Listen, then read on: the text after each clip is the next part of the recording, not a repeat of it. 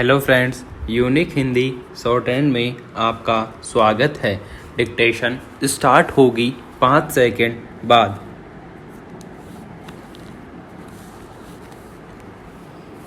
Start. महोदय, भारत जैसे बहुभाषा भाषी देश में जहां विभिन्न भाषा परिवारों की 1652 भाषाएं बोली जाती हों, अष्टम सूची के अनुसार भी देश की 18 प्रधान भाषाएं हों, खान पान, वेशभूषा, रीति रिवाज आदि की दृष्टि से भी एक प्रांत दूसरे प्रांत से बहुत भिन्न हो, वहाँ देश की अखंडता को बनाए रखने के लिए सबसे अधिक आवश्यक है कि संपूर्ण देश के नागरिकों का वैचारिक स्तर पर आदान प्रदान हो, सांस्कृतिक विनिमय हो, एक दूसरे को समझने सराहने की चेष्टा हो। जहाँ संपूर्ण देश की भाषा एक हो, वहाँ तो शायद उस एक राष्ट्र भाषा से यह संभव भी हो सके, किंतु भारत जैसे विशाल तथा विभिन्न संस्कृतियों और विविध भाषाओं वाले देश में अनुवाद ही सबसे सशक्त माध्यम है, जो संपूर्ण देश को एक सूत्र में बांधे रखने में सहायक हो सकता है। द्विभाषिकता का महत्व भारत में प्राचीन काल से रहा है। आज भी भारतीय जनसंख्या के सांख्यिकीय आंकड़े यह बताते हैं कि भारत में द्विभाषियों का प्रतिशत काफ़ी ऊंचा है। कहने की आवश्यकता नहीं कि सभी भारतवासी सामान्यतः हिंदी या निकटवर्ती प्रांत की भाषा को दूसरी भाषा के रूप में प्रयोग करते हैं। अहिंदी भाषियों के मध्य हिंदी का प्रचार शिक्षा, व्यवसाय, जनसंचार, फिल्म आदि कई कारणों से हुआ। द्विभाषिकता का महत्व रोजी रोटी तथा आत्मविकास या आत्म प्रचार से बढ़ता है। यह द्विभाषिकता अनुवाद की मूल भित्ति है। एक व्यक्ति अपने भावों व विचारों को दूसरे तक पहुंचा सके तथा दूसरे की बात स्वयं समझ सके, इसीलिए वह 2 या अधिक भाषाएं सीखता है। यह व्यावहारिक सत्य है कि जो व्यक्ति जितनी अधिक भाषाएं जानता है, वह उतना ही बहुज्ञ है, क्योंकि भाषा के सहारे उसका परिचय क्षेत्र तो बढ़ता ही है, वह विभिन्न भाषिक संस्कृतियों से भी परिचित होता है। देश चाहे भौगोलिक दृष्टि से छोटा हो या बड़ा, शक्तिशाली हो या निर्बल, धनी हो या निर्धन, संश्लिष्ट अंतर्राष्ट्रीय राजनीतिक स्थिति को समझने के लिए दूसरे देशों की साहित्यिक, दार्शनिक, वैज्ञानिक स्थिति को समझने तथा उनसे लाभ उठाने के लिए उसे अनुवाद का सहारा लेना पड़ता है। सभी विकसित देशों में इसीलिए अनुवाद का बड़ा महत्व है। अनुवाद संबंधी बड़े बड़े संस्थान हैं तथा बड़े सुनियोजित ढंग से अनुवाद कार्य होता है। मैं आपको यूरोप के एक छोटे से देश बल्गारिया का उदाहरण देता हूँ। बल्गारिया की जनसंख्या 40 लाख है।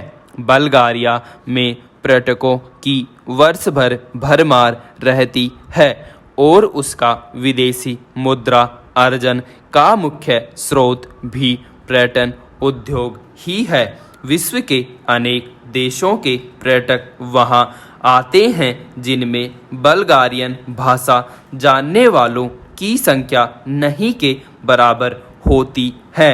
इन पर्यटकों की सुख सुविधा के लिए तथा उन्हें भाषा की कठिनाई न हो, इसलिए दुभाषियों की जो यूरोप की विभिन्न भाषाएं जानते हों आवश्यकता होती है। इसके लिए विश्वविद्यालयों में नियमित रूप से युवक युवतियों विदेशी भाषाएं सीखते हैं और द्विभाषीय का काम करते हैं। महोदय, सरकार की ओर से इन भाषा संस्थानों को विशेष संरक्षण तथा सुविधाएं प्राप्त हैं। यह द्विभाषी केवल पर्यटन से जुड़े हुए हों ऐसा नहीं है। दूसरी भाषा सीखकर ये अनुवाद कार्य करते हैं। प्रकाशन संस्थानों में, जनसंचार माध्यमों में तथा विज्ञान निकायों में प्रतिष्ठित अनुवादक के रूप में जाने जाते हैं। ये सृजनात्मक ललित साहित्य का अनुवाद करते हैं। विदेशी समाचारों का अपनी भाषा में तथा बल्गारिया के समाचारों का विदेशी भाषाओं में अनुवाद करते हैं। ये अनुवादक अपनी अपनी भाषा के विशेषज्ञ माने जाते हैं।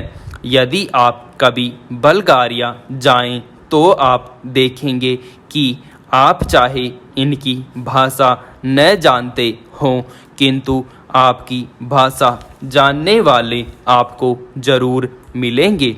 अभी कुछ महीने पहले की ही तो बात है जब भारत के राष्ट्रपति डॉक्टर शंकर दयाल शर्मा बल्गारिया गए।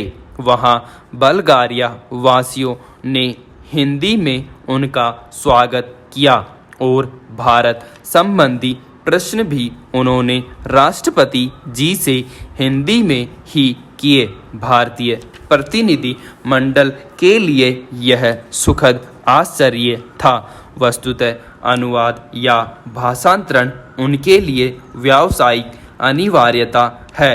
यूरोप के अन्य देशों में भी यही स्थिति है जहां विश्व में प्रकाशित किसी भी भाषा का महत्वपूर्ण शोध निबंध या कोई विदेशी चर्चित साहित्यिक कृति उस देश की भाषा में तत्काल अनुदित हो जाती है।